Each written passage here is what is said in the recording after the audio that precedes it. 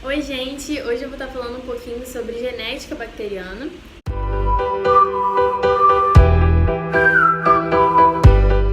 O DNA bacteriano ele pode ser dividido de duas formas, o cromossômico e o extracromossômico.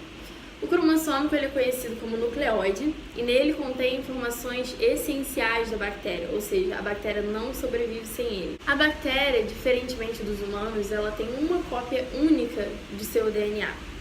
E essa fita é dupla e circular. Já o DNA extracromossômico, que é o plasmídio, ele dá informações adicionais à bactéria, ou seja, informações não essenciais. São elas tais como fertilidade, como resistência a antimicrobianos, como produção de toxinas, produção de bacteriocinas, utilização de carboidratos, resistência a metais pesados e outras informações que ela pode ter a mais. E daí você pensa, gente, mas quanta coisa! Como que pode um micro-organismo ter tanta informação agregada a ele assim? Eu vou te dizer como. Existe a tal da transferência genética, que ela pode ser vertical e pode ser horizontal. Na vertical, são informações genéticas passadas de uma célula-mãe para uma célula-filha. E por esse motivo, por ser passado de uma célula-mãe para filha, tem pouca variabilidade genética. Só haveria variabilidade genética se tivesse uma mutação, mas isso eu vou falar daqui a pouco. Além da vertical, nós temos a transferência horizontal. O que é a transferência horizontal? Nós temos três tipos. Nós temos a transformação, conjugação e transdução.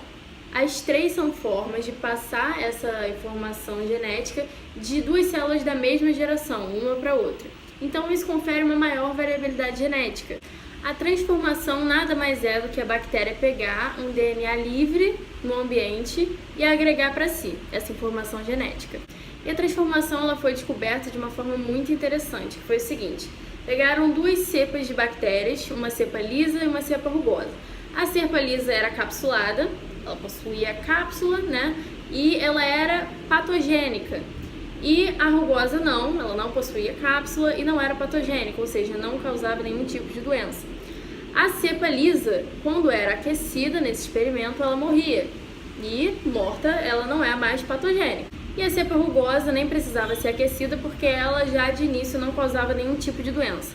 Mas a questão está, quando eles pegaram a cepa lisa, morta, ou seja, aqueceram ela morreu, a patogênica, e juntaram com a cepa rugosa, não patogênica.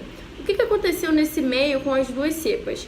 A cepa rugosa pegou as informações genéticas da cepa lisa, mesmo morta, ela deixou ali seu material genético no meio, e a cepa rugosa pegou essa informação da lisa e se tornou patogênica. Então o que aconteceu? Uma cepa morta, lisa, passou suas informações genéticas para a cepa rugosa não patogênica, né, por meio da transformação. Hoje nós sabemos que o que houve foi uma incorporação do DNA, né? Na época, porque esse experimento foi feito em 1928, na época eles só pensaram que foi um milagre, mágica, alguma coisa do tipo. A conjugação já é a transferência de material genético entre duas bactérias, mas esse precisa de contato direto, célula a célula, ou seja, diferentemente da transformação, que podia só chegar no meio e roubar o DNA que estava livre lá, nesse precisa desse contato direto, célula a célula. E vai ser principalmente plasmídio, material genético em geral, mas principalmente plasmídios que vão ser passados de uma bactéria para outra. A conjugação está ligada à fertilidade e nós dividimos essas duas células que vão estar envolvidas nessa troca de informação genética entre célula doadora e célula receptora. A célula doadora vai ser uma célula que tem o plasmídio F, então por isso ela vai ser chamada de célula F+.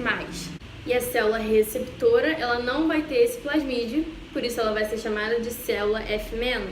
Quando a conjugação ocorre em bactérias gram-negativas, nós temos a presença de pílus sexual. Mas não confundam pílus sexual com qualquer coisa relacionada à reprodução sexuada, porque lembrando, bactéria não faz reprodução sexuada. E já quando a conjugação ocorre numa bactéria gram-positiva, o que vai acontecer é: a célula receptora vai produzir feromônio para atrair a célula doadora.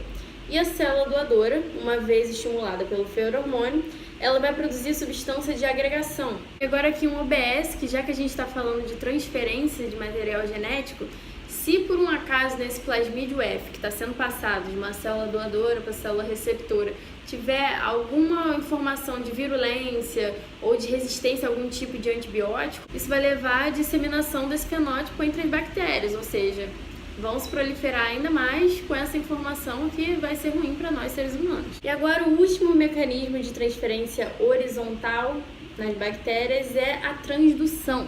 A transdução ela é mediada pelo fago. O que é fago?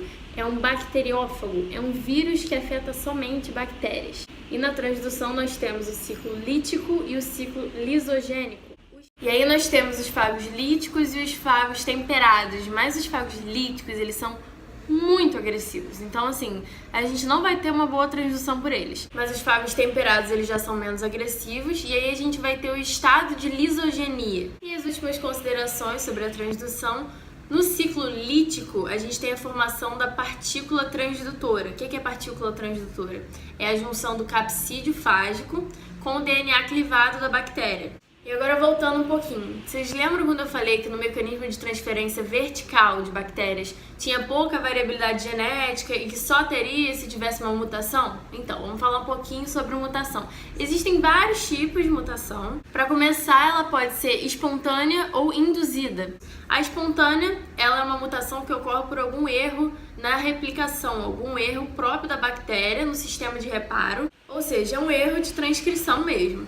E tem a induzida, né, que ela é feita por algum agente biológico, agente físico ou agente químico. No caso dos agentes físicos, pode ser radiação, por exemplo, ela pode causar alguma mutação na bactéria. No caso do agente biológico, pode ser um vírus, por exemplo, que afeta essa bactéria e vai causar uma mutação nela. Enfim, tem uma infinidade de coisas que servem como agentes para causar mutação nesses micro-organismos. E aí essa mutação ela pode ser benéfica, quando ela dá algum tipo de benefício, né, para a bactéria. Ela pode ser maléfica, quando ela prejudica de alguma forma, por exemplo, quando a bactéria modifica tanto alguma parte do seu DNA que ela não possui mais a capacidade de produzir proteína, por exemplo. E ela pode ser a chamada mutação silenciosa, que é quando muda o DNA, mas o fenótipo da bactéria permanece o mesmo, não tem mudança fenotípica. E por último, essa mutação pode ser pontual, que é quando tem a inserção de alguma informação no DNA ou deleta alguma informação do DNA ou só substitui alguma informação do DNA. Então vai ser uma coisa bem pontual, vai pegar alguma informação daquele gene e vai trocar ou deletar. Ou ao invés de ser pontual, ela pode ser múltipla, quando tem recombinação, onde os genes dessa bactéria vão ser literalmente recombinados. Enfim, gente, é isso. Falei um pouquinho sobre genética bacteriana. Obviamente tem muito mais coisa a ser falada, porque é um sistema extremamente complexo e dinâmico, mas isso é o que você vai precisar saber para sua prova, tá? Então, adotem para suas vidas essas informações. E caso tiverem alguma dúvida ou qualquer coisa assim, pode botar aí nos comentários. Pode escrever lá que depois eu respondo. E sugestão também de matéria para vídeo, se vocês tiverem dúvida em alguma matéria, quiserem alguma explicação e tal. Como eu falei, eu criei esse canal foi para ajudar mesmo, compartilhar as informações que eu recebi na faculdade.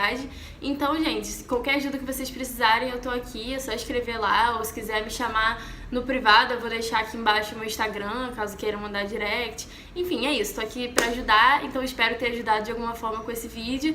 Sei que é uma matéria meio complicadinha, porque tem muita informação, mas confia em mim que é muito legal e você vai acabar adorando. Então é isso, um beijo pra quem assistiu e bons estudos!